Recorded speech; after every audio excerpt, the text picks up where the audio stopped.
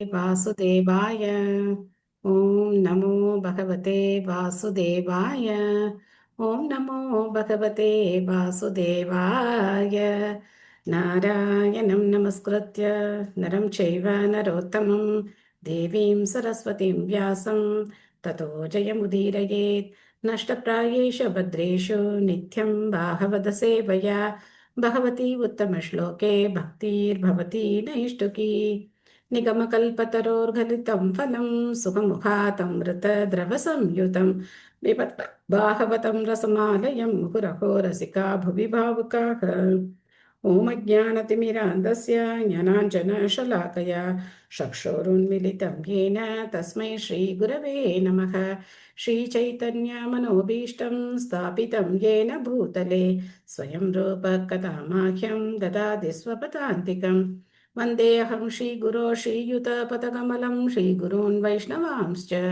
श्रीरूपं साग्रजातं सहगण रघुनाथान्वितं तं सजीवं साद्वैतं सावधूतं परिजनसहितं कृष्णचैतन्यदेवं श्रीराधा कृष्णपादान् सहगण ललिता श्रीविशाखान्वितांश्च हे कृष्णकरुणा सिन्धो दीनबन्धो जगत्पते गोपेश गोपिका कान्त राधाकान्त नमोऽस्तु ते तप्तकाञ्चन गौराङ्गी राधे वृन्दावनेश्वरी वृषभानुसुते देवी प्रणमामि हरिप्रिये वाञ्छाकल्पतरुभ्यश्च कृपा सिन्धुभ्येव च पतितानां पावनेभ्यो वैष्णवेभ्यो नमो नमः नमो विष्णुपादाय कृष्णप्रेष्ठाय भूतले श्रीमते भक्तिवेदान्त स्वामिन् इति नामिने नमस्ते सारस्वते देवे गौरवाणी प्रचारिणे निर्विशेष शून्यवादी पाश्चात्य देशतारिणे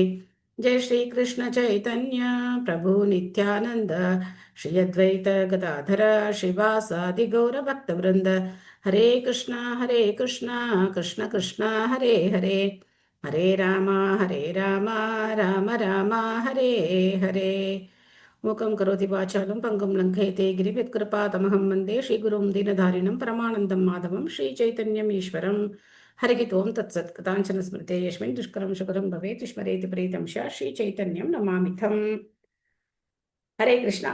நேத்து பார்த்த பாகவதத்துல இருந்து என்ன ஞாபகம் இருக்கு சொல்லலாமா?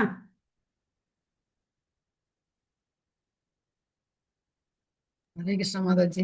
சொல்லுங்க மாதாஜி. விமலா தேவி மாதாஜி. பக்தர், அதாவது பக்தர்களுக்கு அபராதம் பண்ணும்போது நம்ம பக்தர் ஆக முடியாது. நேற்று திருதராசருக்கு சொன்னீங்க. அவர் அதனால துறவு போறாரு. துறவு எடுத்துக்கல, வனப்பிரஸ்தம் போறாரு. வனப்பிரஸ்தம் போறாரு. ஹரே கிருஷ்ண மாதாஜி. இன்னும் ஒரு விஷயம் மாதாஜி, இப்ப இந்த என் பொண்ணோட டெலிவரிக்காக இங்க ஹாஸ்பிட்டல்ல இருக்கோம் மாதாஜி. அப்படியா? அது எல்லா பக்தர்களும் ஒரு தடவை ஹரே கிருஷ்ண நாமம் சொன்னா கொஞ்சம் நல்லா இருக்கும் மாதாஜி. உங்க பொண்ணோட பேர் என்ன மாதாஜி? மணிமொழி. மணிமொழி. அவங்களுக்கு நல்ல முறையில குழந்தை பிறந்து அவங்க குழந்தை அம்மா 2 பேரும் நல்லா இருந்து நல்ல பக்தி பண்ணணும்னு சொல்லி நம்ம பிரார்த்தனை பண்ணி ஒரு தடவை ஹரே கிருஷ்ண மந்திரம் சொல்லுவோம். ஹரே கிருஷ்ணா கிருஷ்ணா கிருஷ்ணா ஹரே ஹரே ஹரே ராம ராம ராம ஹரே ஹரே. நன்றி மாதாஜி. தேங்க்யூ மாதாஜி. இன்னைக்கு ஏகாதசி, ரொம்ப நல்ல நாள். பாப்போம் பகவானுடைய கிருப்பை. ஓகே மாதாஜி. கிருஷ்ண பிரசாதம் வச்சுதான் அவன் வரவேற்பு வச்சிருந்தோம் ஃபங்க்ஷன். ஓகே. ஹரே கிருஷ்ணா. நன்றி மாதாஜி. ஹரே கிருஷ்ணா. ஹரே கிருஷ்ணா. வேற என்ன பாயிண்ட் நம்ம பார்த்தோம் நேத்து? ஹரே கிருஷ்ணா மாதாஜி. நமஸ்காரம். நமஸ்காரம் மாதாஜி. யுதிஷ்ட மகாராஜன் தாம் பேர்லயே தான் எல்லா தப்பும் இருக்கிற மாதிரி நினைச்சாரு. திருதராஷ்டிரரை தப்பாவே நினைக்கல. அவரு இப்ப காணும் இல்ல என் மேலதான் தப்பு, தான் மேலதான் தப்புன்னு நினைச்சாரு. Yes, okay. ஒரு வைஷ்ணவருடைய குணம் அதை வெளிப்படுத்தினார். தேங்க்யூ மாதாஜி. வேற என்ன பாயிண்ட் பார்த்தோம்? இது வகையான சொல்லுங்க பிரபு. காலநாத் பிரபு சொல்லுங்க. இது வகையான சன்னியாசிகள் உள்ளனர். ஸ்ரீமத் சங்கராச்சாரியர் தலைமையில கொண்டு மாயாவாத தத்துவத்தை பின்பற்றுபவர்கள் ஏகதண்டம் என்றும், வைஷ்ணவ தத்துவவாதிகளுக்கு திரிதண்டம் என்றும் பிரிக்கப்படும். 3 வகையான திரிதண்டத்துக்கு 3 வகையான குணங்கள் உண்டு. குணங்கள் கிடையாது, மனம், வாக்கு, மூணுத்தினாலையும் அவங்க பகவானுக்கு சேவை செய்யறாங்க. நன்றி பிரபு. ஹரே கிருஷ்ணா. ஹரே கிருஷ்ணா. ஓகே. ஸ்ரீமத் பாகவதம் முதல் ஸ்கந்தம் அத்தியாயம் 13 திருதராஷ்டிரரின் துறவு. ஸோ நேற்று நம்ம யுதிஷ்டிர மகாராஜர் சஞ்சயனை போய் பார்த்து, ஆஹா, நீ எங்கள் பெரியப்பாவோட காரியதரிசியாச்சே, உனக்கு தெரியாமல் அவர் எதுவுமே செய்ய மாட்டாரே, அதனால அவங்க எங்கே போனாங்க அப்படின்னு சொல்லி கேட்குறார். அவருக்கும் ஒன்றும் தெரியல. அதனால அவரும் கொஞ்சம் தன்னை சமாதானப்படுத்திக்கிட்டு இன்னைக்கு பேச ஆரம்பிக்க போறார். அவர் என்ன பதில் சொல்றாருன்னு நம்ம இன்னைக்கு பார்க்க போறோம். பதம் 37. சஞ்சய உவாச்ச நாகம் வேதவ்யவசிதம் பித்ரோர்வக குலநந்தன காந்தார்யா வா மகாபாஹோ முஷிதோஸ்மி மகாத்மபிஹி. நாகம் எனக்கே தெரியாது அப்படின்ட்டார். மொழிபெயர்ப்பு பொருளுரை வழங்கியவர் திவிதராச பக்தி வேதாந்த சுவாமி ஸ்ரீல பிரபுபாத் கி ஜெய். சஞ்சயன் கூறினார், எனது அன்புள்ள குருவம்சத்தவரே, உங்களுடைய இரு தந்தையர் மற்றும் காந்தாரி ஆகிய நோக்கத்தை பற்றி எனக்கொன்றும் தெரியாது. அரசே, அச்சிறந்த ஆத்மாக்களால் நான் ஏமாற்றப்பட்டு விட்டேன் அப்படிங்கிறார். முஷிதக, நான் ஏமாற்றப்பட்டு விட்டேன். சஞ்சயனுக்கு என்ன ஏமாற்றம்? சஞ்சயனுக்கு என்ன ஏமாற்றம் அப்படின்னா, எல்லா காரியங்களையும் என்ன கலந்து ஆலோசிச்சு தான் பண்ணுவார். இப்ப என்ன பண்ணிட்டார்? என்கிட்ட கூட சொல்லாம போயிட்டாரே. என்கிட்ட கூட ஒரு வார்த்தை கூட எதையும் கலந்து ஆலோசிக்கலையே. எந்த செயல் செய்யறதா இருந்தாலும், சஞ்சயா இந்த மாதிரி செய்யலாமா அப்படின்னு சொல்லி என்கிட்ட ஒரு ஒப்பீனியன் வாங்கிப்பாரு. என்கிட்ட அதை கன்சல்ட் பண்ணுவாரு. இன்னைக்கு ஒண்ணுமே பண்ணலையே, எப்படி போனாங்க, 3 பேரும் காணுமே அப்படின்னு சொல்லி என்னையே ஏமாத்திட்டாங்க அப்படின்னு சொல்லி சொல்ற. கலைவாணி மாதாஜி படிக்கிறீங்களா?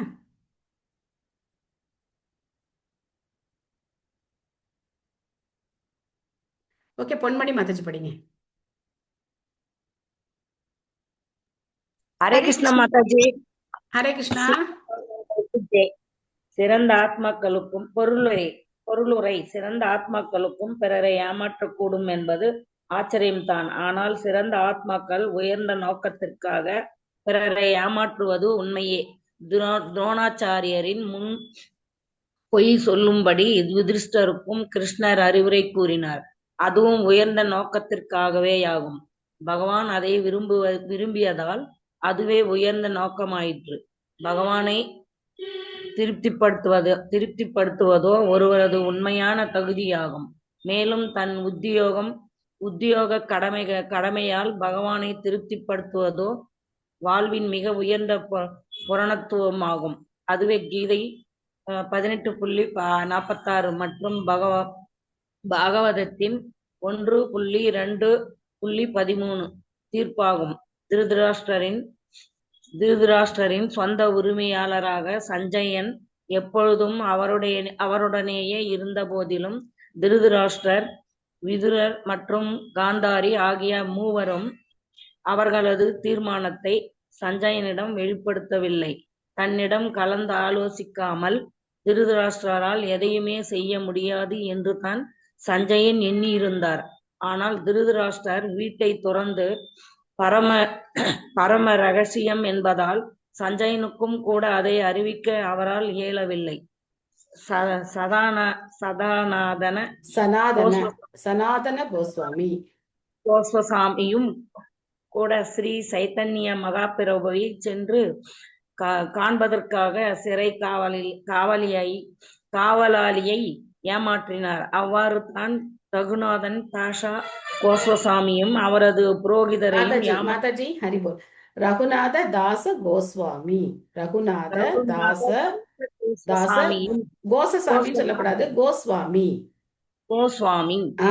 அவரது புரோகிதரை ஏமாற்றி பகவானின் திருப்திக்காக வீட்டை விட்டு வெளியேறினார். பகவானை திருப்திப்படுத்த எதுவும் நல்லது தான் எனில் அது பரம சக்தியுடன் சம்பந்தப்பட்டுள்ளது. குடும்ப அங்கத்தினர்களை ஏமாற்றி ஸ்ரீமத் பாகவத பணியில் ஈடுபடுத்துவதற்காக வீட்டை விட்டு வெளியேறும் அதே வாய்ப்பு நமக்கு கிடைத்தது.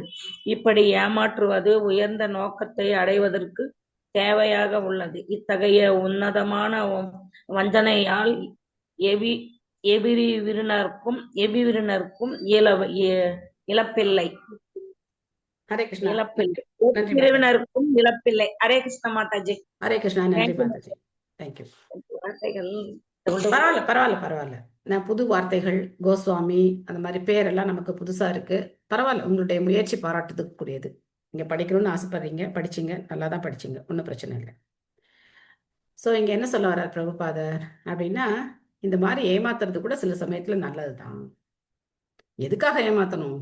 நம்ம சும்மா வந்து நம்மளுடைய புலனின்பத்துக்காக இன்னொருத்தவங்களை நம்ம ஏமாற்றக்கூடாது. அது நம்மக்கிட்ட இருக்கிற குறை, ஏமாற்றும் குணம்னு நம்ம பார்த்தோம். ஆனால் இங்கே உயர்ந்த நோக்கத்துக்காக மற்றவங்களை ஏமாத்துறாங்க. இந்த மாதிரி ஏமாத்தின ஒரு மிகப்பெரிய ஆச்சாரியார் யாருக்காவது ஒரு ஞாபகம் வருதா?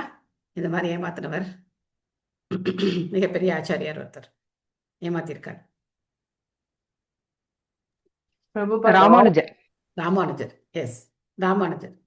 ராமானுஜர் என்ன பண்ணார்? அவங்க மனைவி கிட்ட சொல்லவே இல்லை, நான் சன்னியாசம் ஏற்றுக்க போறேன்லாம் அவர் சொல்லவே இல்லை. அவரை அம்மா வீட்டுக்கு அனுப்பிச்சு வச்சுட்டார், அவ்வளோதான். ஒரு காரியம் சொல்லி ஒரு கடிதம், ஏதோ ஒருத்தர் மூலமாக ஒரு கடிதம் கொடுத்து அனுப்பிச்சு, இந்த மாதிரி ஏதோ விசேஷம் இருக்குது அப்படின்னு சொல்லி அவர் வந்து தன்னுடைய மனைவியை ஏமாத்திட்டு அதுக்கப்புறம் அவர் சன்னியாசம் வாங்கிக்கிட்டார். ஸோ இந்த மாதிரி ஆச்சாரியர்கள்லாம் பார்த்தோம் அப்படின்னாக்க இந்த மாதிரி காரியங்களை செய்கிறாங்க. எதுக்காக செய்கிறாங்க அப்படின்னாக்க உன்னத நோக்கத்துக்காக செய்கிறாங்க, பகவானை திருப்திப்படுத்துறதுக்காக செய்கிறாங்க. பிரபுபாதர் இங்கே நிறைய உதாரணம் கொடுத்துருக்காரு. குருக்ஷேத்திர யுத்தத்தில் துரோணாச்சாரியாருக்கு முன்னாடி போய் சொல்ல சொன்னார் திருஷ்ய மகாராஜனை.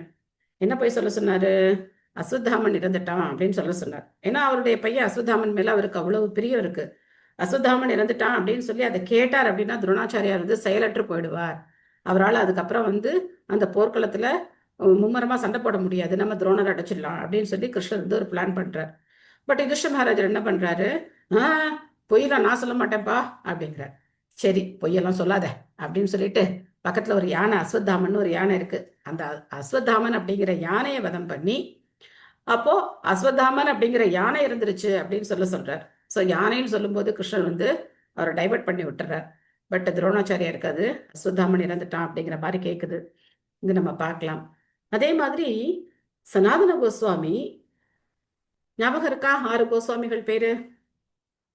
ரூப கோஸ்வாமி, சனாதன கோஸ்வாமி, ரகுநாத தாச கோஸ்வாமி, ஜீவ கோஸ்வாமி, ஜீவ ஜீவ கோஸ்வாமி, கோஸ்வாமி, ரகுநாத பட்ட கோஸ்வாமி, பட்ட கோஸ்வாமி, வெரி குட், கோபால் பட்ட கோபால பட்ட கோபால பட்ட Goswami. Goswami. Very good, Gopala very பட்ட குட், வெரி குட். தேங்க்யூ. சூப்பரா எல்லாரும் ஞாபகம் வச்சிருக்கீங்க, ரொம்ப நன்றி. ஸோ இந்த 6 கோஸ்வாமிகள்ல நம்ம முன்னாடியே பார்த்தோம். 2 பேர் வந்து அண்ணன் தம்பிகள், ரூப கோஸ்வாமி, சனாதன கோஸ்வாமி. ஸோ ரூப கோஸ்வாமி ஏற்கனவே நவாப் ஹுசைன் ஷாவுடைய அரண்மனையிலேருந்து கிளம்பி போயிட்டார். அவருடைய அந்த பொறுப்பெல்லாம் விட்டுட்டு, அந்த முக்கிய அமைச்சர்களாக இருந்தாங்க, அந்த பொறுப்பை விட்டு கிளம்பி போயிட்டார். அவர் போனதுக்கப்புறம் இந்த நவாப்புக்கு தெரிஞ்சிருச்சு, இவங்க வந்து நம்மக்கிட்ட இனிமே வந்து என்ன பண்ண மாட்டாங்க, மந்திரிகளாக இருக்க மாட்டாங்க அப்படின்னு தெரிஞ்சிருச்சு. உடனே என்ன பண்ணார்? சனாதன கோஸ்வாமியை தூக்கி சிறையில் போட்டார். இன்னைக்கு ராமகேலி அப்படிங்கிற இடத்துல அந்த சிறைச்சாலை இருக்கு, நாங்கள் போய் பார்த்தோம். சனாதன கோஸ்வாமி அடைச்சி வச்ச சிறைச்சாலை இருக்கு. இவ்வளோ பெரிய மதில் சுவர், ஏ அப்பா, என்னவோ பார்க்க நமக்கு வந்து அதுக்குள்ள போனான்னா அவ்வளோதான், அப்படி நம்ம அதுலேருந்து வெளியிலே வர முடியாது போல இருக்கு அப்படிங்கிற மாதிரி இருக்கு அந்த சுவர். அவ்வளோ உயரமா கட்டி வச்சிருக்காங்க சுவரை. உள்ள ஒரே இருட்டு, வெளிச்சத்துக்கு ஒன்றும் வாய்ப்பே கிடையாது. அந்த மாதிரி ராமகேலி அப்படிங்கிற இடத்துல இருக்கு இன்னைக்கும். மால்டா பக்கத்துல இருக்கு இங்க ராமகேலி அப்படிங்கிறது. ஸோ அந்த சிறையில் போய் அவரை அடைச்சிட்டார். அப்போ ஏன்னா இவங்க பேரும் வந்து தாபிர் காசா அப்படித்தான் பேர் இவங்களுக்கு. சனாதன கோஸ்வாமி, ரூப கோஸ்வாமின்லாம் பேரு கிடையாது. சாகர மாலிக், தாபிர் காசா அப்படின்னு தான் பேரு. அவங்களே அவர் வந்து ஒரு முஸ்லீமாவே அவங்க வந்து அவங்கள மாத்திட்டார் அவர், அந்த நவாப். அந்த நாளில் அப்படித்தான் பிராமணர்கள் யாராவது அவங்க கிட்ட வேலைக்கு போனாங்க அப்படின்னாக்கா அவங்கள வந்து அந்த பிராமண குலத்திலேருந்து விலக்கி வச்சிருவாங்க.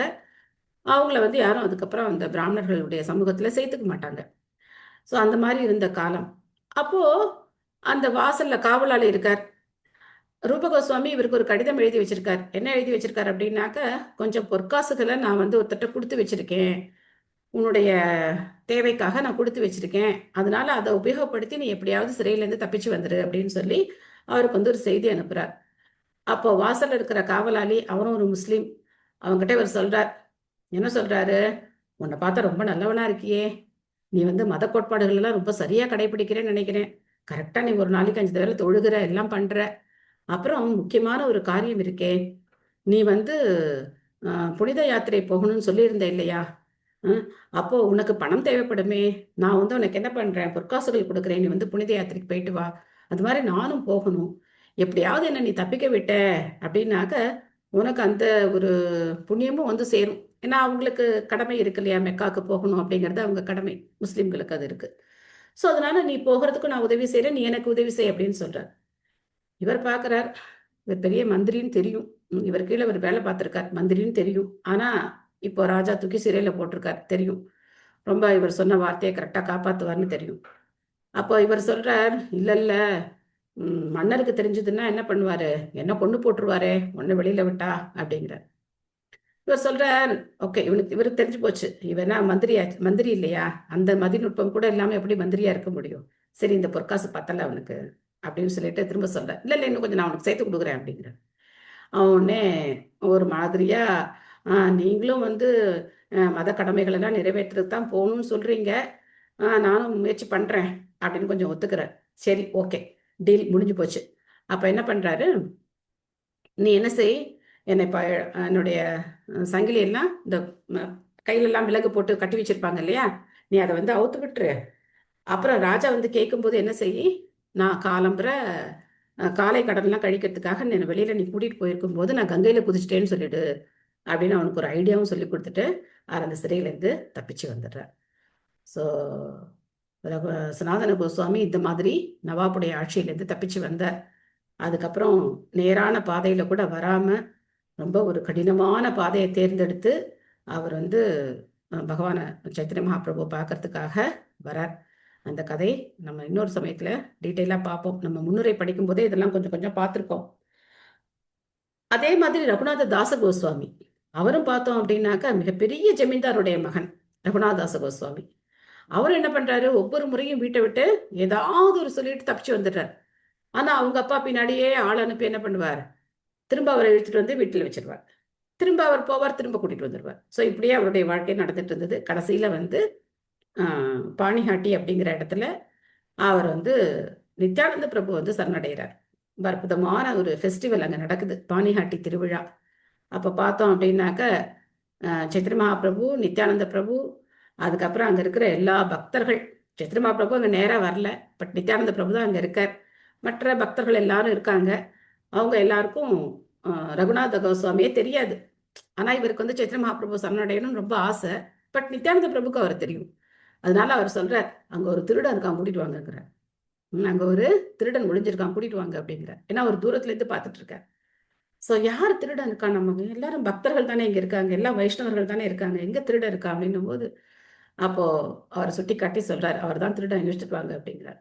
ஸோ அவரை கூட்டிட்டு வரும்போது அதுக்கப்புறம் நித்யானந்த பிரபுடைய பாதங்கள்ல அவர் சரணடைகிறார். தன்னுடைய பாதங்களை அவருடைய தலையில வச்சு ஆசீர்வாதம் பண்றார் நித்யானந்த பிரபு. அதுக்கப்புறம் அவர் சொல்றார், இவர் எப்பேற்பட்ட திருடன் தெரியுமா, என்ன காரியம், என்ன திருடி இருக்கார் தெரியுமா இவர் அப்படின்னு சொல்லி, என்னுடைய இதயத்தையே திருடிட்டார் அப்படின்னு சொல்றார்.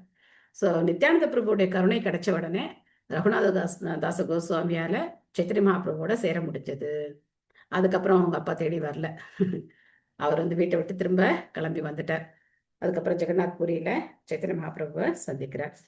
ஸோ இதை வச்சு பிரபுபாதர் சொல்ற, எனக்கும் இந்த மாதிரி ஒரு வாய்ப்பு கிடைச்சிருக்கு, இந்த பாகவதத்தை எழுதுறதுக்காக நானும் என்ன பண்ணியிருக்கேன், வீட்டை விட்டு நானும் சன்னியாசம் வாங்கிட்டு, இப்போ சன்னியாசம் எடுத்துக்கிட்டு இருக்கார் பிரபுபாதர். அதுக்கப்புறம் தான் இந்த பாகவத்தை மொழிபெயர்க்க ஆரம்பிச்சார்.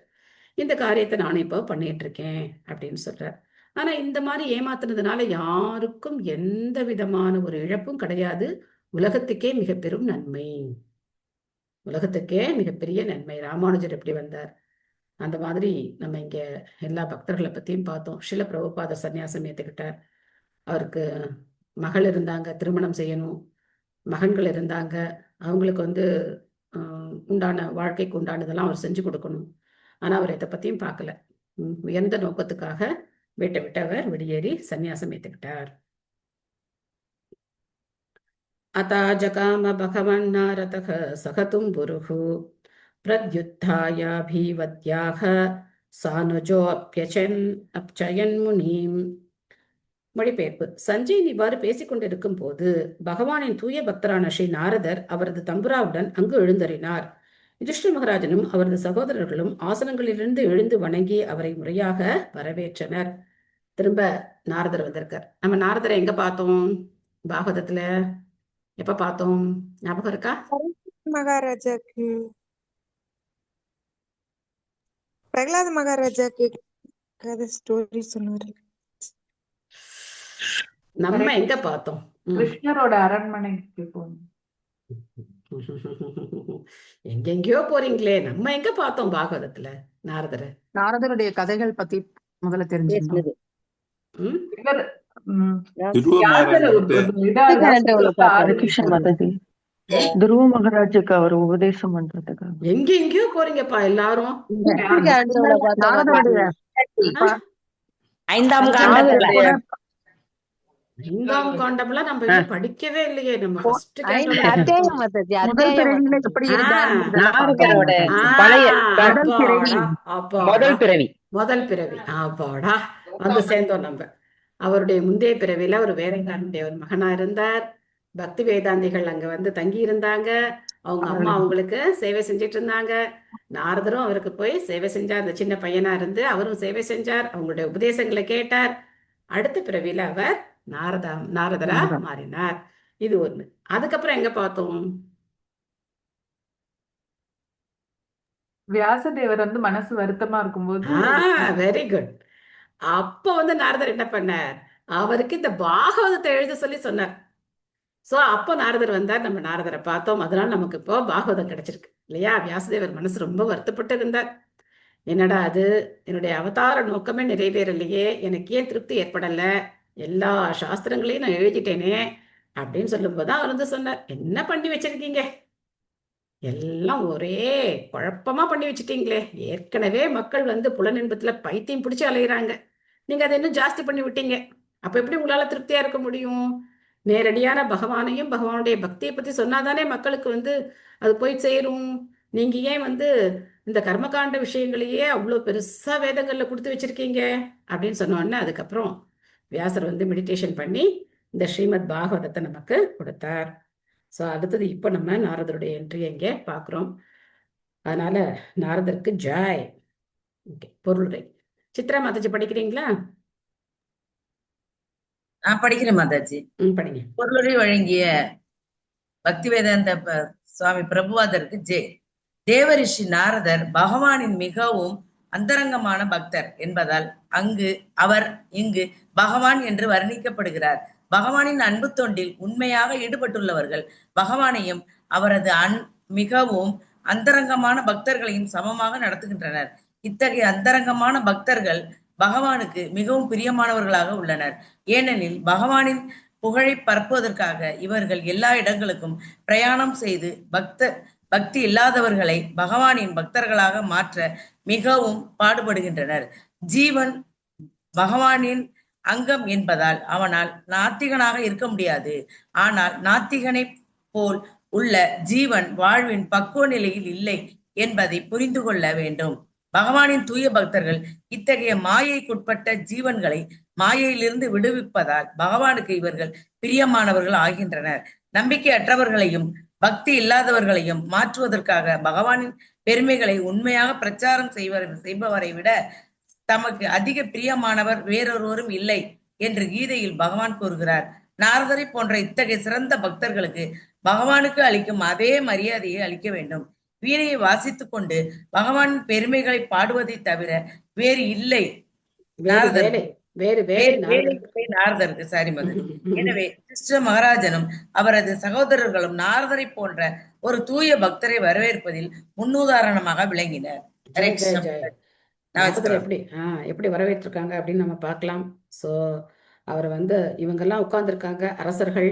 ஆனா என்ன பண்றாங்க, அவங்களுடைய ஆசனங்கள்லேருந்து எழுந்து அவரை வணங்கி அவரை முறையா வரவேற்று அவருக்கு பாஜ பூஜை எல்லாம் பண்ணி அவருக்கு ஒரு ஆசனம் கொடுத்து, ஸோ ஒரு பக்தர் வந்தார் அப்படின்னாக்கா எப்படி வரவேற்கணும் அப்படிங்கிறத நாம தெரிஞ்சுக்கணும். ஸோ இதெல்லாம் பண்ணி அவரை வந்து வரவேற்று உட்கார வச்சு அதுக்கப்புறம் இப்போ யுதிஷ்டிர மகாராஜர் பேச ஆரம்பிக்கிறார். ரொம்ப அற்புதமான ஒரு செஷன் இது, நல்லா இருக்கும். யுதிஷ்டிர உவாச்ச நாகம் வேத கதிம் பித்ரோர்பகவான் க்வகதாவிதः அம்பாவாஹத புத்திரார்த்த க்வகதா ச தபஸ்வினி. மொழிபெயர்ப்பு. யுதிஷ்டிர மகாராஜன் கூறினார், தெய்வீக புருஷரே, எனது இரு தந்தையரும் எங்கு சென்றனரோ தெரியவில்லை. எல்லா மகன்களையும் இழந்து தவிக்கும் தபஸ்வினியான என் பெரியண்ணையையும் காண முடியவில்லை. இவ்வளோ வருத்தம் இருக்கு யுதிஷ்டிர மகாராஜருக்கு. அவங்களோ எல்லா குழந்தைங்களையும் இழந்து இவ்வளோ ஒரு துயரத்துல இருக்காங்க. இந்த சந்தர்ப்பத்துல அவங்க மனசு எப்படி இருக்கும், எந்த மாதிரி வேதனை அனுபவிச்சுட்டு இருப்பாங்க. ஆனா வீட்டை விட்டும் போயிட்டாங்களே, எங்க போயிருப்பாங்க, என்ன ஆனாங்கன்னு ஒன்றும் தெரியலையே அப்படின்னு வந்தவுடனே நாரதர்கிட்ட முதல்ல இதை கேட்கிறார். பொன்மணி மாதாஜி படிக்கிறீங்களா? ஹரே கிருஷ்ண மாதாஜி. ஹரே பிரணாம் கிருஷ்ணா. மாதாஜி. பிரணாம். ஒரு யுதிஷ்டிர மகாராஜர் ஒரு நல்ல ஆத்மாவும் பகவானின் சிறந்த பக்தரும் ஆவார். எனவே தன் பெரியன்னையின் பெரும் இழப்பையும் ஒரு தபஸ்வியினையைப் போல் வாழ்ந்த அவளது கஷ்டங்களையும் அவர் நன்கு உணர்ந்திருந்தார். தபஸ்வி ஒருவர் எவ்வித துன்பத்திலும் கலங்குவதில்லை. அதுவே அவருக்கு ஆன்மீக முன்னேற்ற பாதையில் உறுதியையும் வைராக்கியத்தையும் அளிக்கிறது. காந்தாரி அவளது ஆச்சரியமான குணத்தினால் ஒரு தபஸ்வினிக்கு முன் உதாரணமாக விளங்கினாள். சிறந்த தாயாகவும் மனைவியாகவும் தபஸ்வினியாகவும் வாழ்ந்த அவள் ஒரு பெண்ணுக்கு இலக்கணமாக விளங்கினாள். மேலும் உலக சரித்திரத்தில் இத்தகைய குணங்கள் ஒரு பெண்ணிடம் காணப்படுவது மிகவும் அரிது. தேங்க்யூ மாதாஜி. ஹரே கிருஷ்ணா. ஹரே கிருஷ்ணா. நன்றி மாதாஜி. கர்ணதார இவா பாரே பகவான் பாரதர்ஷக அதாபபாஷே பகவான் நாரதோ முனிசத்தமக. தாங்கள் கரை காண முடியாத சமுத்திரத்தை கடக்கும் கப்பலோட்டியைப் போல் விளங்குகிறீர்கள். உங்களால் எங்களை கரை சேர்க்க முடியும். இவ்வாறு வரவேற்கப்பட்ட தெய்வீக புருஷரும் பக்தி வேதாந்திகளில் மிகச்சிறந்தவருமான தேவரிஷி நாரதர் பேசத் துவங்கினார். ஸோ வாழ்க்கையில துன்பம் ஏற்படும் போது அந்த துன்பத்தை நம்மளுடைய சொந்த முயற்சினால நம்மளால என்ன பண்ண முடியாது, கடந்துட முடியாது. அதை நம்ம தாண்டி வரணும் அப்படின்னாக்க கண்டிப்பா நமக்கு மூத்த பக்தர்களுடைய அறிவுரை நமக்கு அவசியம் தேவை. அதனால இங்க நாரதரை சரணடைஞ்சு அவங்க கிட்ட இதை அவங்க கேட்குறாங்க. அகிலா மாதாஜி படிக்கிறீங்களா? ஹரே கிருஷ்ணா மாதாஜி. ஹரே கிருஷ்ணா. பொருளுரை. ஸ்ரீல பிரபுபாதர்க்கு ஜெய். வெவ்வேறு வகையான வேதாந்திகள் உள்ளனர். அவர்களுள் பரமபுருஷ பகவானை தரிசித்து அவரிடம் சரணடைந்து அவருக்கு உன்னத அன்பு தொண்டு செய்பவரே மிகச் சிறந்தவர் ஆவார். பகவானின் இத்தகைய தூய பக்தர்கள் அனைவரிலும் தேவரிஷி நாரதர் தலைமையானவர் ஆவார். எனவேதான் இங்கு அவர் பக்தி வேதாந்திகளிலேயே மிகச் சிறந்தவர் என்று அழைக்கப்படுகிறார். ஒருவர் தகுதியுள்ள ஆன்மீக குருவிடமிருந்து கேட்டறிந்த மிகவும் கற்றுணர்ந்த வேதாந்தியாக இருக்க வேண்டும். இல்லையெனில் அவரால் ஒரு பக்தி வேதாந்தியாக இருக்க முடியாது. ஒருவர் விசுவாசம் உள்ளவராகவும் கற்றுணர்ந்தவராகவும் பற்றற்றவராகவும் இருந்தால்தான் பகவானின் தூய பக்தராக ஏற்றுக்கொள்ளப்படுவார். தூய பக்தரால் அறியாமையை கடக்க வழிகாட்ட முடியும். பாண்டவர்கள் பகவானின் தூய பக்தர்கள் என்பதால் தேவரிஷி நாரதர் யுதிஷ்டிர மகாராஜனின் அரண்மனைக்கு சென்று அவர்களை பார்த்து வருவது வழக்கம். மேலும் தேவரிஷி தேவைப்பட்ட போதெல்லாம் அவர்களுக்கு நல்ல ஆலோசனைகளை கூறவும் எப்பொழுதும் தயாராக இருந்தார். Hare Krishna. Thank you Mataji. Thank you Mataji. So பகவானுடைய கருணையினால அங்க நாரதர் பாண்டவர்களை பார்க்கறதுக்கு அங்க வரார். ஏன் அப்படின்னா தன்னுடைய பக்தர்களுக்கு எல்லா விதத்திலையும் பாதுகாப்பு கொடுக்கறதுக்கு பகவான் தயாரா இருக்கார். ஒண்ணு அவர் வரார், இல்லைன்னா அவருடைய பிரதிநிதிகளான தூய பக்தர்களை அனுப்பி வைக்கிறார். அந்த மாதிரி தான் நமக்கும் பக்தி வேதாந்த சுவாமி ஸ்ரீல பிரபுபாதர் கிடைச்சிருக்கார். ஸோ அவருடைய பேரு அபயச்சரண். அவங்க அப்பா வச்ச பேரு அபயச்சரண். அதுக்கப்புறம் ஆன்மீக குருவால அபய சரணாரவிந்தர் அப்படின்னு பெயர் சூட்டப்பட்டார். அப்போ ஒரு முறை பக்தி சித்தாந்த சரஸ்வதியுடைய வியாச பூஜைன்னா அவருடைய அவதார தினம். அந்த நாள்ல ஸ்ரீல பிரபுபாதர் தன்னுடைய ஆன்மீக குருவை புகழ்ந்து ஒரு என்ன சொல்லலாம், ஒரு புகழாரம் ஒன்று எழுதி அதை படிக்கிறார். இன்னைக்கும் அது உண்டு. இன்னைக்கும் பிரபுபாதருடைய அந்த அவதார தினத்தப்போ பக்தர்கள் எல்லாரும் என்ன பண்ணுவாங்க, பிரபுபாதரை பற்றி புகழ்ந்து எழுதி அவரை அந்த சமர்ப்பணம் பண்ணுவாங்க. மூத்த பக்தர்கள் படிப்பாங்க. மற்றவங்க எல்லாரும் இந்த மாதிரி எழுதி கொடுக்கலாம். அந்த மாதிரி சின்ன கோவில்னா எல்லாரையும் படிக்க சொல்லுவாங்க. பட் இங்கே மாயாப்பூரில் கிட்டத்தட்ட 60,000-70,000 பேர் இருக்காங்க. அவ்வளோ பேர் படிக்கிறதுக்கெல்லாம் வாய்ப்பு கிடையாது. அதனால தலைவர்களாக இருக்கக்கூடியவங்கெல்லாம் படிப்பாங்க, மூத்த பக்தர்கள் படிப்பாங்க. இன்னைக்கும் இருக்கு. அதே மாதிரி எங்களுடைய ஆன்மீக குருவான தவத்திரு ஜெயபதாக சுவாமி குரு மகாராஜருடைய அவதார தினத்தப்போ அவரை புகழ்ந்து நாங்கள் எழுதுவோம். இது மாதிரி எப்போ செய்யறது வழக்கம். அப்போ பிரபுபாதர் அதை படிக்கும்போது அதை கேட்டு பக்தி சித்தாந்த சரஸ்வதி அவருக்கு பக்தி வேதாந்த சுவாமி அப்படிங்கிற பட்டத்தை கொடுத்தார். ஏன்னா வேதாந்த தத்துவங்களை அவ்வளவு அருமையா விளக்கி தன்னுடைய ஆன்மீக குருவை புகழ்ந்து அவர் எழுதியிருந்த அந்த உரைக்கு அந்த அந்த புகழாரத்துக்கு அதை கேட்டு அவருடைய ஆன்மீக குரு கொடுத்த பட்டம் தான் பக்தி வேதாந்த சுவாமி அப்படிங்கிற பட்டம். அதுக்கப்புறம் அவர் பிரச்சாரம் பண்ண காலத்துல தன்னை பிரபுபாதா அப்படின்னு கூப்பிடணும் அப்படின்னு சொன்னார். ஏன்னா ரொம்ப சுவாமிஜி அப்படிங்கிறதுலாம் ரொம்ப ஒரு அந்நியமான ஒரு விஷயமா இருக்கும். பிரபுபாதா அப்படிங்கிறது ரொம்ப நெருக்கத்தை கொடுக்கக்கூடியது. பகவான் கிருஷ்ணனுடைய தாமரை பாதங்கள்ல சரணடைந்தவர் அப்படிங்கிற அர்த்தம். பிரபுபாதானா 2 அர்த்தம் இருக்கு. ஒன்று பகவானுடைய பாதங்கள், பிரபுனா கிருஷ்ணர், பிரபு கிருஷ்ணருடைய தாமரை பாதங்கள்ல சரணடைந்தவர்னு அர்த்தம். இன்னொன்று என்ன அப்படின்னாக்க, பல பேரை பிரபு கிருஷ்ணருடைய பாதங்கள்ல சரணடைய வைக்கக்கூடியவர்னு அர்த்தம். 2 அர்த்தம். தன்னுடைய பாதங்கள்ல நிறைய பேருக்கு சரணாகதி கொடுத்து அது மூலமா கிருஷ்ணர்கிட்ட சரணடைய வைக்கக்கூடியவர் அப்படின்னு ஒரு அர்த்தம். 2 அர்த்தம் இருக்கு பிரபுபாதா அப்படிங்கிறதுக்கு. அதனால பிரபுபாதருடைய பெயர் கொஞ்சம் நீளமா இருக்கும். பக்தி வேதாந்த சுவாமி பிரபுபாதர், இன்னும் சொல்லப்போனா அபய சரணாரவிந்த பக்தி வேதாந்த சுவாமி ஸ்ரீல பிரபுபாதர் அப்படின்னு நம்ம வந்து சொல்லுவோம். ஆனா பிரபுபாதர் அப்படின்னு சொன்னா அது பிரபுபாதரை குறிக்குது. ஷார்ட்டா நம்ம வந்து பிரபுபாதர்னு சொல்லலாம்.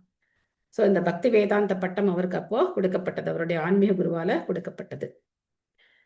ஓகே, இப்ப நாரதர் என்ன சொல்றாரு பார்ப்போம். நாரத உவாச்ச மா கஞ்சன கசோராஜன் யத் ஈஸ்வரவசம் ஜகத் லோகா சபலா யஸ் ஏம வஹந்தி பலிமீஷிதுஹு ச சம்யுனக்தி பூதானி ச ஏவ வியுனக்தி ச. மொழிபெயர்ப்பு. ஸ்ரீ நாரதர் கூறினார், பக்தியுள்ள ராஜனே, அனைவரும் பரமபுருஷரின் கட்டுப்பாட்டில் இருப்பதால் யாருக்காகவும் வருந்த வேண்டாம். ஆகவே எல்லா ஜீவராசிகளும் அவர்களது தலைவர்களும் நன்கு காப்பாற்றப்படுவதற்கு பகவானை தொடர்ந்து வழிபட வேண்டும். அவர்களை இணைப்பவரும் பிரிப்பவரும் அவரே. நம்மளால ஒன்றும் பண்ண முடியாது, எல்லாம் பகவானுடைய கையில தான் இருக்கு. அவர் நினைச்சா என்ன பண்றார், சேர்க்கிறார். அவர் நினைச்சா பிரிக்கிறார். காப்பாற்ற போறதும் அவர் தான். ஆனா நம்முடைய கடமை என்ன, அவரை நாம தொடர்ந்து பக்தி பண்ணணும். அது ஒண்ணு நம்ம பண்ணா போதும். மற்றபடி நம்மளுடைய பராமரிப்பை யார் பாத்துக்கிறா, பகவான் தான் பாத்துக்கிறார். நாமளா நம்மளை பராமரிச்சுக்க முடியும், ஒன்றும் பண்ண முடியாது.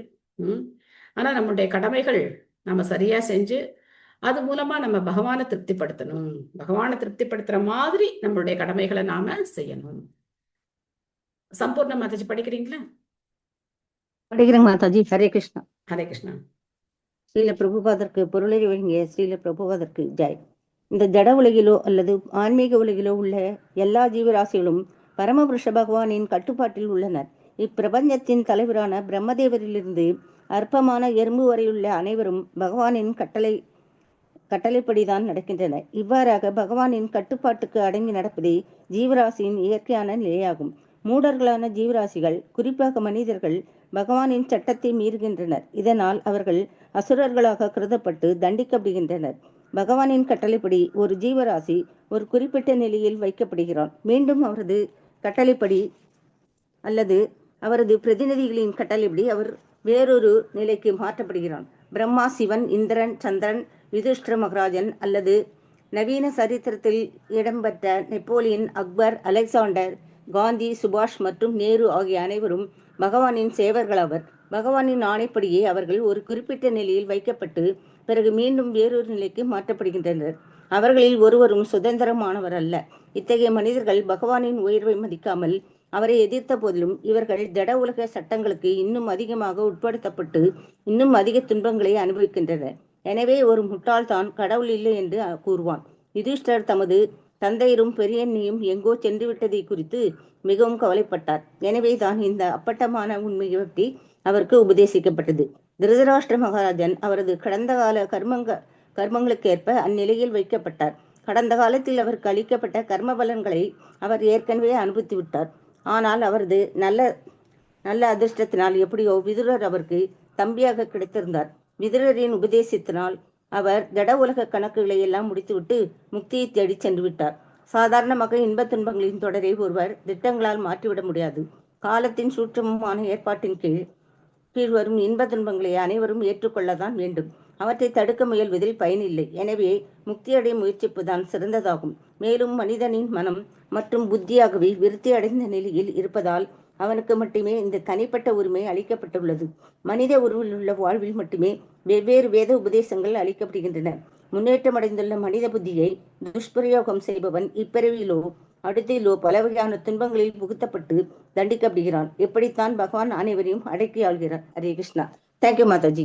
தேங்க்யூ மாதாஜி. ஹரே கிருஷ்ணா. போன பொருளில் நம்ம பார்த்தோம், யாருமே நாஸ்திகர்களா இருக்க முடியாது.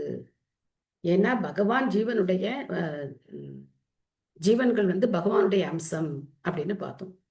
மமைவாம்சோ ஜீவலோகே ஜீவபூத சனாதன மனசிஷ்டானி இந்திரியானி பிரகிருதி ஸ்தானி கர்ஷத்தி அப்படின்னு பகவான் சொல்றார்.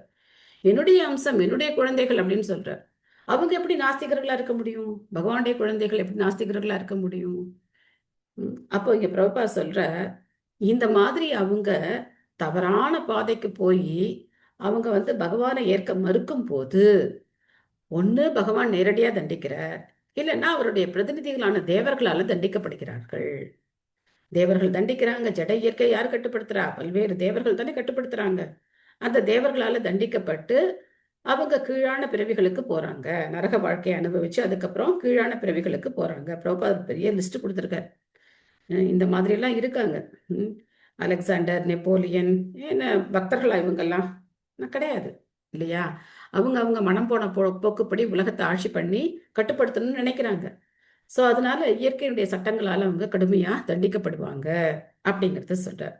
அதனால நம்மளுடைய இருப்பு அப்படிங்கிறது அது அது நம்ம மனம் சொல்றபடி நாம நல்ல நிலையில இருப்போம் அப்படின்னு மனம் செல்லத சொல்லும். சில சமயங்கள்ல நம்ம மனம் என்ன சொல்லும்? நீ ரொம்ப கஷ்டப்படுற, உன்ன மாதிரி கஷ்டப்படுறவங்க யாருமே இருக்க மாட்டாங்க, நீ எப்படி எப்படி இருக்க வேண்டிய, நீ இந்த மாதிரி கஷ்டப்படுறியே அப்படின்னு நம்ம மனம் என்ன செய்யும்? நம்மள தூண்டிவிடும். ஆக இந்த மனசுக்கு அடிமையாகாம மனம் சொல்றதெல்லாம் நம்மளுடைய எண்ணங்கள் அப்படின்னு நம்ம ஏத்துக்காம நம்ம என்ன பண்ணணும்? நம்மளுடைய கவனத்தை பகவானுடைய நாமத்துல செலுத்தணும். ஹரே கிருஷ்ண கிருஷ்ண கிருஷ்ண ஹரே ஹரே, ஹரே ராம ராம ராம ஹரே ஹரே. நாமத்துல நம்ம செலுத்தணும். பகவானுடைய சிந்தனையில இருக்கணும் அப்படின்னாக்கா ரொம்ப சுலபமான வழி நம்மளை பொறுத்த வரைக்கும் என்னன்னா நாம ஜபம் தான். சரி, நாம ஜபம் பண்ணிட்டோம், 16 மாலை முடிஞ்சிருச்சு அப்படின்னா அதுக்கப்புறம் மாலையை தொடர்றதுக்கு நமக்கு கொஞ்சம் கஷ்டமா இருக்கும். நீங்களாம் நிறைய பண்றீங்க. அப்போ அந்த சமயத்துல நம்ம என்ன பண்ணலாம் அப்படின்னாக்க ஸ்லோகங்கள் எல்லாம் மெமரி பண்ணலாம். பகவத்கீதை எடுத்து வச்சுட்டு 108 முக்கிய ஸ்லோகங்கள் இருக்கு. அந்த 108 முக்கிய ஸ்லோகங்களை நாம மெமரி பண்றதுக்கு முயற்சி பண்ணலாம். அதுக்கப்புறம் பாகவத ஸ்லோகங்கள், பகவத்கீதை ஸ்லோகங்கள் 2 லைன் இருக்கும், ஈஸியா பண்ணிடலாம். பாகவத ஸ்லோகம் கொஞ்சம் 4 லைன் வரும், கொஞ்சம் முயற்சி பண்ணா நம்ம அதையும் மெமரைஸ் பண்ணலாம். ஸோ இதெல்லாம் நம்ம வந்து நம்மளுடைய சிந்தனையை பகவானை நோக்கி திருப்பறதுக்கு நமக்கு ஒரு நல்ல வாய்ப்பு. கேட்ட விஷயங்களை நாம திரும்ப திரும்ப ஞாபகப்படுத்தி பார்க்கணும். அப்படி பண்ணும்போது இப்போ ஒரு ஈஸியா சீக்வன்ஸா பாகவதத்தை ஞாபகம் வச்சுக்கிட்டோம் அப்படின்னாக்க, முதல் அத்தியாயத்துல என்ன பேசணும், 2வது அத்தியாயத்துல யார் வந்தா, 3வது அத்தியாயத்துல, 4வது அத்தியாயத்துல என்ன 13 அத்தியாயம் வந்துட்டோம். அப்போ இதை நம்ம சீக்வன்ஸா ஞாபகம் வச்சுக்கிட்டோம் அப்படின்னாக்க ரொம்ப சுலபமா இருக்கும், இனிமையா இருக்கும். நமக்கு பகவானை பத்தி பேசுறது, பகவானை பத்தி நினைக்கிறது, இதெல்லாம் நமக்கு வந்து மனசு அந்த கஷ்டத்துல இருந்து என்ன பண்ணலாம், விடுவிச்சிடலாம். இது நல்ல ஒரு வழி மனசை கட்டுப்படுத்துறதுக்கு. யதா கவோ நசி ப்ரோதஸ்தத்யாம் பக்தாश्च தாமபிஹ வாக்தத்யாம் நாமபிர்பக்தா வஹந்தி பலிமீஷிதுஹு. ஒரு பசு கடிவாளத்தால் கட்டப்படுவதை போலவே மனிதனும் வேத கட்டளைகளால் படைக்கப்பட்டு பகவானின் உத்தரவுகளை மதித்து நடக்கும்படி கட்டுப்படுத்தப்படுகிறான். சோ நாம சுதந்திரமானவர்கள் கிடையாது. வேத கட்டளைக்கு நாம கட்டுப்பட்டு தான் ஆகணும். அப்படி நாம கட்டுப்பட மறுத்தோம் அப்படின்னா ஜட இயற்கையால தண்டிக்கப்படுவோம். இது பகவானுடைய ஏற்பாடு.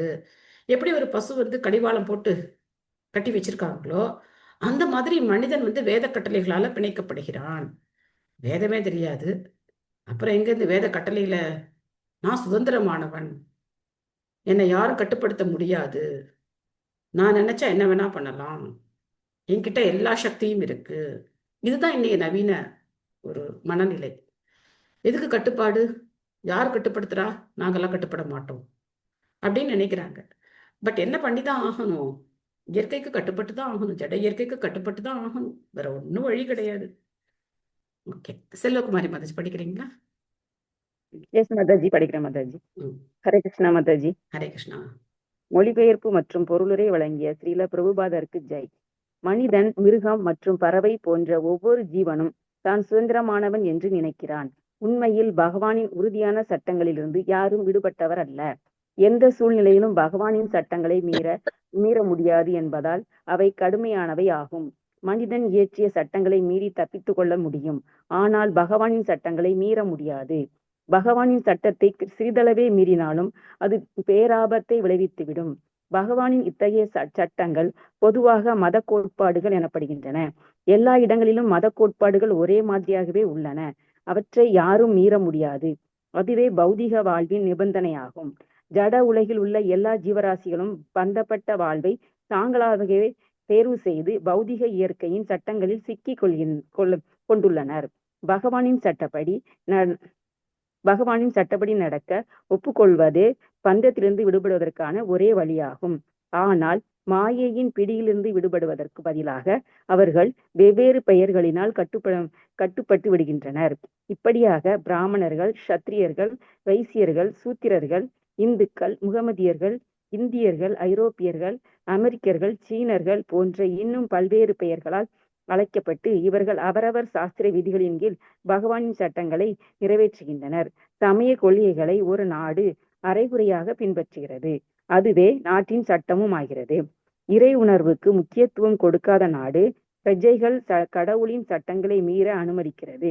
ஆனால் நாட்டின் சட்டத்திட்டங்களை மதித்து நடக்கும்படி கட்டுப்பாடு விதிக்கிறது.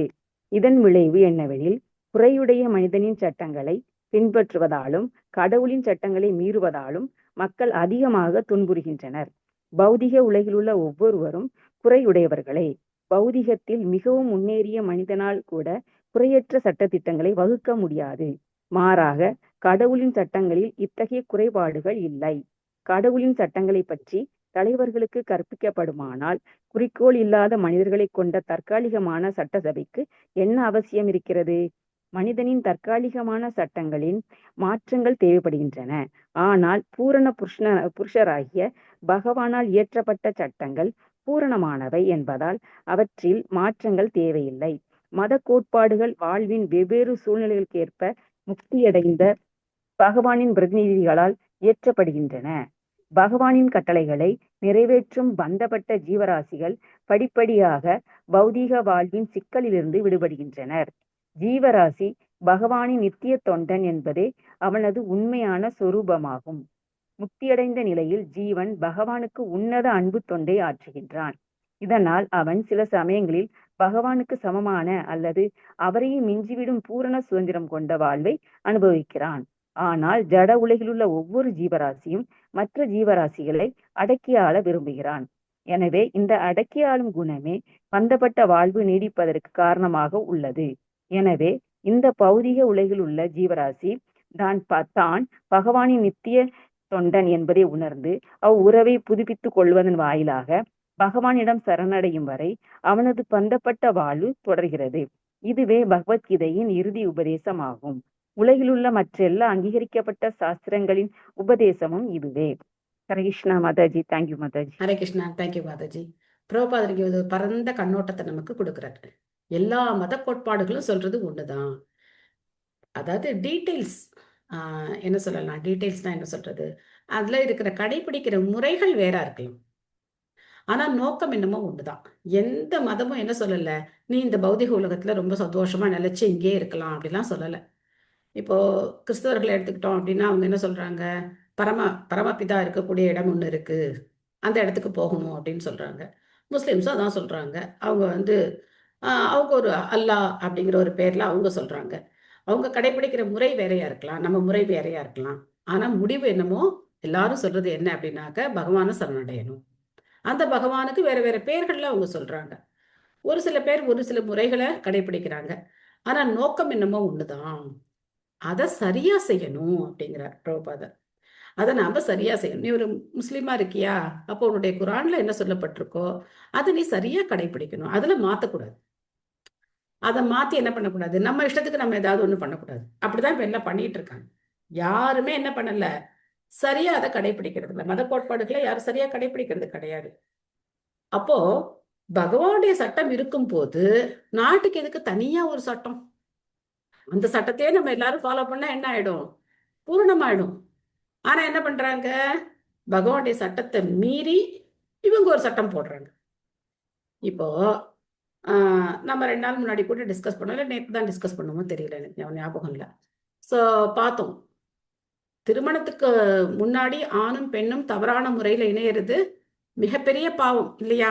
அதை யாராவது மறுக்க முடியுமா? ஆனா அரசாங்கம் என்ன சட்டம் போடுது, 18 வயசுக்கு மேல அந்த மாதிரி ஒரு உறவு இருந்தா தவறு கிடையாது. அப்போ நாட்டோட சட்டப்படி அது தவறு கிடையாது. ஆனா பகவானுடைய சட்டப்படி தவறு தானே. அப்போ நாட்டுல தான் இந்த சட்டம் இருக்கே, நீங்க என்ன வந்து இந்த ஒரு செயலுக்காக நீங்க என்ன பண்ண முடியாது, என்ன தண்டிக்க முடியாது அப்படின்னு சொல்லிட்டு தவறான முறையில நடந்துக்கிட்டா, அப்போ பகவானுடைய சட்டத்தினால என்ன பண்ணப்படுவாங்க? கண்டிப்பா தண்டிக்கப்படுவாங்க தானே. அது ஏன் அரசாங்கத்துக்கு தெரியல? பிரபா சொல்றார், தலைவர்கள் எல்லாம் இந்த பகவானுடைய சட்டத்தை தெரிஞ்சுக்கணும். அப்போ நாட்டுல என்ன பண்ணுவாங்க அவங்க? அந்த சட்டத்தையே கொண்டு வந்தாங்க அப்படின்னாக்க எதுக்காக மாத்தணும்? நாட்டோட சட்டம் என்ன ஆயிட்டே இருக்கு, மாறிக்கிட்டே இருக்கு. 5 வருஷத்துக்கு ஒரு தடவை யார் வர்றாங்களோ அவங்களுடைய மூளையில என்ன உதிக்குதோ அதை என்ன பண்றாங்க, சட்டமா நம்ம மேல போட்டுறாங்க. ஆனா பகவானுடைய சட்டம் அப்படிங்கிறது எப்பவுமே மாறாதது. பகவானுடைய சட்டம் அப்படிங்கிறது எந்த காலத்திலையும் மாறவே மாறாது. ஒரே சட்டம் தான். ஜாதஸ்ய ஹி துருவம் மிருத்யு துருவம் ஜென்மம் மிருதஸ்ய ச. எனக்கு இந்த ஸ்லோகம் தான் ஞாபகம் வரும். மாறவே மாறாது. பிறந்தா இறந்துதான் ஆகணும். அதுல எந்த மாற்றமும் கிடையாது. சோ அப்ப பகவானுடைய சட்டம் தான் நித்தியமானது. அந்த சட்டத்தை நாம கடைபிடிக்கிற வரைக்கும் நாம எப்படி இருப்போம்? இந்த பந்தப்பட்ட வாழ்க்கையில திரும்ப திரும்ப புனரப்பி ஜனனம் புனரப்பி மரணம் புனரப்பி ஜனனி ஜடரே சயனம் இக சம்சாரே பகிதுஷ்சாரே கிருபையா பாரே பாஹி முராரே. ஸோ எப்போ நம்ம பகவான் ஸ்ரீ கிருஷ்ணருடைய பாத கமலங்கள்ல சரணடைஞ்சு அவருடைய நாமத்தை சொல்றோமோ, ஹரே கிருஷ்ண கிருஷ்ண கிருஷ்ண ஹரே ஹரே ஹரே ராம் ராம் ராம் ஹரே ஹரே அப்படின்னு பகவானுடைய நாமத்தை சொல்லி 4 சட்டத்திட்டத்தை நம்ம எப்போ ஃபாலோ பண்ணி பகவானுக்கு நிவேதனம் பண்ணி பிரசாதம் சாப்பிட்றோமோ, அப்போ நமக்கு இந்த பௌதிக உலகத்திலேருந்து விடுபடுறதுக்கான ஒரு வாய்ப்பு கிடைக்குது. அது வரைக்கும் வாய்ப்பே கிடையாது. அடுத்த பதத்துல ரொம்ப அற்புதமான ஒரு உதாரணத்தை சொல்றார். யதா கிரீடோ பஸ்கரணாம் சம்யோக விகமாவிக இச்சையா கிரீடிதுஹு ஸ்யாதாம் ததைவேச்சயா நிருணாம். மொழிபெயர்ப்பு. விளையாடுபவன் தன் சொந்த விருப்பப்படி விளையாட்டு பொருட்களை அடுக்கி பிறகு கலைத்து விடுவான். அவ்வாறே பகவானின் உன்னதமான விருப்பமும் மக்களை இணைத்து பிறகு பிரித்து விடுகிறது. இந்த குழந்தைங்க இருக்கிறவங்களுக்கு எல்லாம் நல்லா தெரியும். இந்த குழந்தை என்ன பண்ணும், திடீர்னு எல்லாத்தையும் எடுக்கும், ஒரு மாதிரி வைக்கும், அப்புறம் அது போர் அடிச்சிருச்சுன்னா எல்லாத்தையும் கலைச்சு போட்டு புதுசா வேற ஒரு மாதிரி அதை அடுக்க ஆரம்பிக்கும். ஸோ அந்த மாதிரி பகவானுடைய அந்த விருப்பம், அவர் அந்த விருப்பத்தினால சில சமயங்கள்ல நாம உறவுகளோட சேர்ந்து இருக்கோம், சில சமயங்கள்ல பிரிக்கப்படுறோம். நினைச்சு பாருங்க, நம்ம பிறந்ததுலேருந்து இன்னி வரைக்கும் எத்தனை உறவுகள் நம்ம கூட சேர்ந்து இருந்தாங்க, எத்தனை பேர் இப்ப பிரிஞ்சு இப்ப புதுசா ஒரு வட்டத்துக்குள்ள நம்ம இருக்கோம் அப்படின்னு நம்ம தெரிஞ்சுக்கலாம் இல்லையா? இது ஒரு ட்ரெயின்ல போகும்போது நம்ம தான் லாஸ்ட் ஸ்டாப் அப்படின்னாக்க நிறைய பேர் என்ன பண்ணுவாங்க, நம்ம பக்கத்துல உட்காந்துப்பாங்க, கொஞ்ச நேரம் பேசுவாங்க, எப்படி இருக்கீங்க, ஓ ரொம்ப நல்லா இருக்கீங்களே, அப்போ ஃபோன் நம்பர்லாம் எக்ஸ்சேஞ்ச் பண்ணிப்பாங்க. அதுக்கப்புறம் என்னமோ ரொம்ப க்ளோஸ் ஆயிடுவாங்க. திடீர்னு அவங்க ஸ்டார்டிங் வந்ததுன்னா என்ன பண்ணுவாங்க, இறங்கி போயிட்டே இருப்பாங்க இல்லையா? இது நமக்கு அனுபவம் இருக்கு. அந்த மாதிரி தான் வாழ்க்கையிலையும் ஒவ்வொரு நிலையில ஒவ்வொருத்தர் கூட இருக்கோம். அதான் நித்தியமானது, இவங்க தான் அப்படின்னு நினைக்கிறோம்.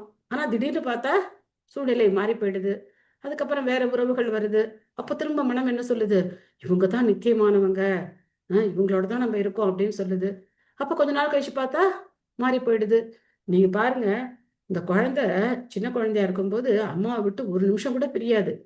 யாராவது தூக்கினா கூட அம்மா அம்மா அம்மா அம்மான்னு சொல்லி அம்மா கிட்டே போகும். அதே விளையாடுற பருவம் வந்துச்சு அப்படின்னாக்க என்ன பண்ணும், அம்மா நீ அந்த பக்கம் போ, நான் விளையாடணும் அப்படின்னு சொல்லும். அப்போ கொஞ்சம் இன்னும் கொஞ்சம் வளர்ந்து வாலிப பருவம் வந்துருச்சு அப்படின்னாக்க நண்பர்கள் தான் உலகம் அப்படின்னு இருப்பாங்க. அப்போ வீடே பிடிக்காது, இப்ப பார்த்தாலும் நண்பர்களோடே இருக்கணும், எதுக்குடா வீட்டுக்கு வரும் அப்படிங்கிற மாதிரி இருப்பாங்க.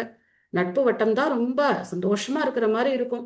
வீட்டுல வந்தா கால் கழுவிக்கோ, கை கழுவிக்கோ, இப்படி உட்காந்து சாப்பிடாத, இதை பண்ணாத, எப்ப பார்த்தாலும் இதான் சொல்லிக்கிட்டே இருக்கீங்க, நான் அதுக்குதான் என் ஃப்ரெண்ட்ஸோட இருக்கேன், என் ஃப்ரெண்ட்ஸோட இருந்தா எனக்கு ரொம்ப ஜாலியா இருக்கு அப்படின்னு சொல்ல ஆரம்பிப்பாங்க.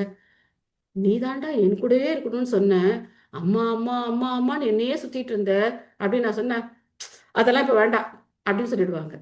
சோ அடுத்து பார்த்தோம் அப்படின்னாக்கா திருமணம், அப்ப மனைவி குழந்தைகள் அவங்க தான் உலகம் அப்படிங்கிற மாதிரி இருப்பாங்க. ஒரு ஸ்டேஜில் நம்ம என்ன புரிஞ்சுக்கணும், பகவான் தான் நம்ம கூட நித்தியமா இருக்கார், வேற எந்த உறவும் நித்தியமான உறவு கிடையாது, எல்லாம் தற்காலிகமானது தான். அப்போ பகவான் என்ன பண்றார், ஒரு சமயத்துல நம்ம எல்லாரையும் ஒண்ணு சேர்க்கிறார், ஒரு சமயத்துல பிரிச்சு வைக்கிறார். ஆனா ஒண்ணு மட்டும் நிச்சயம். என்ன நிச்சயம் அப்படின்னா, பகவத் சம்பந்தத்தால ஒரு உறவு நமக்கு ஏற்படுது அப்படின்னா அந்த உறவு பிரிக்கவே முடியாது. அந்த உறவை பிரிக்கவே முடியாது. அந்த உறவு தான் ஆன்மீக குருவுக்கும் சிஷ்யனுக்கும் இருக்கக்கூடிய உறவு. மற்ற உறவுகள் எல்லாமே தற்காலிகமானது. ஆனா ஒரு ஆன்மீக குருவை ஏத்துக்கும் போது அந்த குருவுக்கும் நமக்கும் இருக்கிற உறவு பிரிக்கவே முடியாது. இது ஆத்மா சம்பந்தப்பட்ட உறவு. மற்ற உறவுகள் எல்லாம் உடல் சம்பந்தப்பட்ட உறவுகள். உடலோட முடிஞ்சு போடும். உடல் முடியும் போது அந்த உறவு முடிஞ்சு போடும். பகவான் சம்பந்தப்பட்டு குருவுக்கும் சிஷ்யனுக்கும் ஏற்படக்கூடிய உறவு இருக்கே, அது நித்தியமான உறவு. அதே மாதிரி பக்தர்கள் சங்கத்துல கூட இருக்கக்கூடிய உறவு கூட நித்தியமானது. இப்போ நிறைய பேருக்கு என்ன யாருன்னே தெரியாது. நான் திரும்ப திரும்ப சொல்றது அதுதான். யாரையும் இது பண்றதுக்காக சொல்லல. உங்க முகங்கள் எல்லாம் எனக்கு தெரியாது, யாருன்னு தெரியாது. ஆனா இந்த உறவு இருக்கே, இது நித்தியமானது. இந்த உறவு நித்தியமான உறவு. இதை யாராலும் மாற்ற முடியாது இந்த உறவு. ஏன்னா அது பகவான் சம்பந்தப்பட்டு வந்த உறவு. நம்ம வேற எந்த நோக்கத்துக்காகவும் நம்ம இங்கே சேரல. நம்ம பகவானுடைய புகழை பாடுறதுக்காக, பாகவதம் படிக்கிறதுக்காக சேர்ந்திருக்கோம். அதனால இந்த உறவும் நித்தியமான ஒரு உறவு. ஓகே, பெரிய பொருளுரை. மைத்திரி மாதாஜி படிக்கிறீங்களா? ஹரே கிருஷ்ணா மாதாஜி. ஹரே நமஸ்காரம். கிருஷ்ணா. பொருளுரை பை ஸ்ரீல பிரபாக்கு ஜெய். இப்பொழுதுள்ள நம் குறிப்பிட்ட நிலை கடந்த காலத்தில் நாம் செய்த செயலுக்கு ஏற்ப பகவானின் விருப்பப்படி அழிக்கப்பட்டுள்ளது என்பதை நாம் நிச்சயமாக தெரிந்து கொள்ள வேண்டும். கீதை 13.23 கூறுவது போல் பரமபுருஷர் எல்லா ஜீவராசிகளின் இதயத்திலும் பரமாத்மாவாக இருக்கிறார். எனவே நம் வாழ்நாளில் நாம் செய்யும் செயல்களை பற்றிய அனைத்தையும் அவர் அறிவார். நம்மை ஒரு குறிப்பிட்ட சூழ்நிலையில் வைப்பதன் மூலமாக நம் செயலுக்கான பலனை அவர் அளிக்கிறார். ஒரு செல்வந்தனின் மகன் செல்வ சிறப்புடன் பிறக்கிறான். ஆனால் செல்வந்தனின் மகன் இச்சூழ்நிலையில் பிறக்கும் தகுதியை பெற்றிருந்தான் என்பதால் பகவானின் விருப்பப்படி அவன் அங்கு வைக்கப்பட்டான். மேலும் ஒரு குறிப்பிட்ட நேரத்தில் குழந்தை அங்கிருந்து அகற்றப்பட வேண்டிய நிலை வரும் பொழுது தந்தையும் மகனும் பிரிய விரும்பாத போதிலும் பரமனின் விருப்பப்படி அவர்கள் பிரிக்கப்பட்டு விடுகின்றனர். ஏழைகளின் விஷயத்திலும் இப்படித்தான் நடக்கிறது. ஒருவன் செல்வந்தனாக அல்லது ஏழையாக இருந்தாலும் ஒருவரோடு ஒருவர் இணைவதும் பிறகு பிரிவதும் அவனுடைய கட்டுப்பாட்டில் இல்லை. விளையாட்டு பொருட்களை அடுக்கி விளையாடுபவனின் உதாரணத்தை தப்பாக புரிந்து கொள்ளக்கூடாது. நம் சொந்த செயல்களின் பிரதிபலன்களை அழிக்க பகவான் கடமைப்பட்டவர் என்பதால் விளையாடுபவனின் உதாரணம் இங்கு பொருந்தாது என ஒருவர் வாதிடக்கூடும். ஆனால் அது அப்படி அல்ல. பரம விருப்பமாக இருப்பவர் பகவான் என்பதையும் அவர் எந்த சட்டத்திற்கும் கட்டுப்பட்டவர் அல்ல என்பதையும் நாம் மறந்துவிடக் கூடாது. ஒருவரது சொந்த செயலுக்கேற்ப அவருக்கு பலன்கள் அளிக்கப்படுகின்றன. ஆனால் சில சமயங்களில் பகவானின் விருப்பத்தால் அத்தகைய கர்ம பலன்கள் மாற்றப்படவும் கூடும். பகவானின் விருப்பத்தால் மட்டுமே இத்தகைய மாற்றத்தை செய்ய முடியும், மற்றவர்களால் அல்ல. எனவே இப்பதத்தில் மேற்கோள் காட்டப்படும் விளையாடுபவனின் உதாரணம் மிகவும்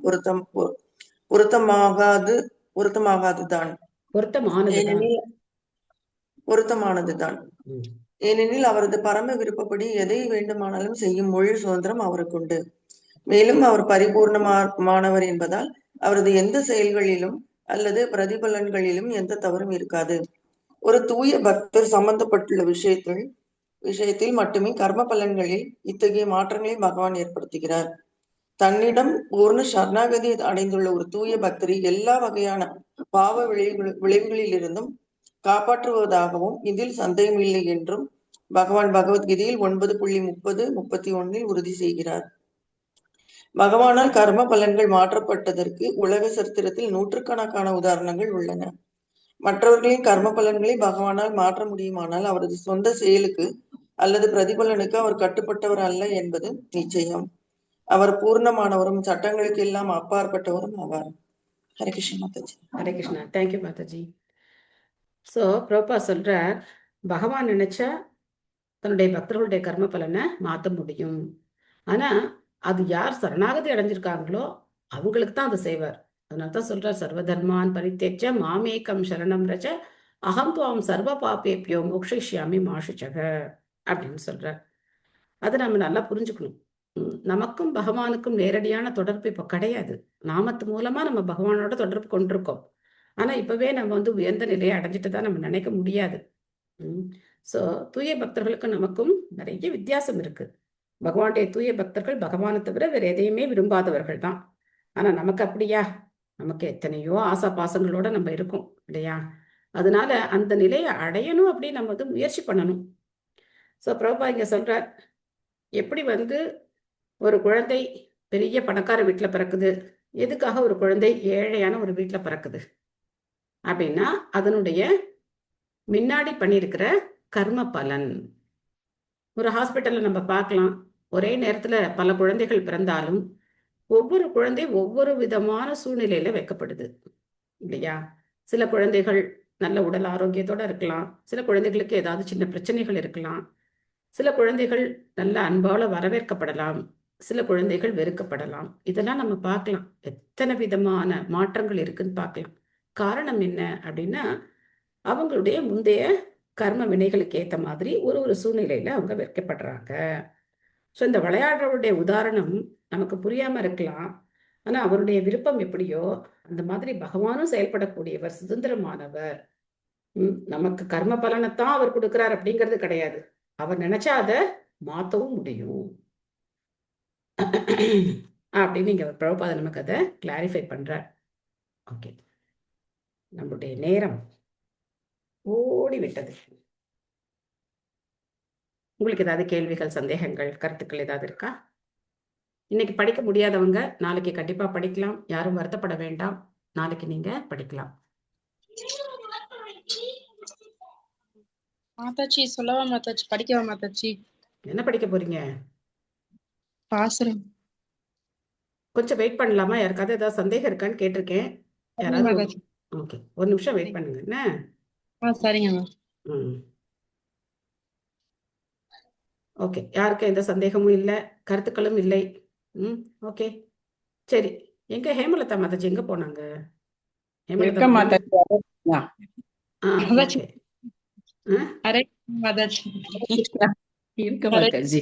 okay okay, Hare Krishna Mataji. Okay, யார்? ஓகே மாதாஜி பாடட்டுமா? நேத்து நீங்க சொன்னீங்க இல்லையா? ஹேமலதா இல்ல, உங்க பேர் என்ன? ஹேம மாலினியா நீங்க? ஓகே, ஹேம மாலினி மாதாஜி. பாடுவா? பாடுங்க மாதாஜி. நாயகனாய் நின்ற நந்தகோபனுடைய, நாயகனாய் நின்ற நந்தகோபனுடைய கோயில் காப்பானே, கொடி தோன்றும் தோரண கோயில் காப்பானே, கொடி தோன்றும் தோரண வாயில் காப்பானே, மணிக்கதவம் தாழ்த்திரவாய் வாயில் காப்பானே, மணிக்கதவம் தாழ்த்திரவாய் ஆய சிரோமியரோமுக்கு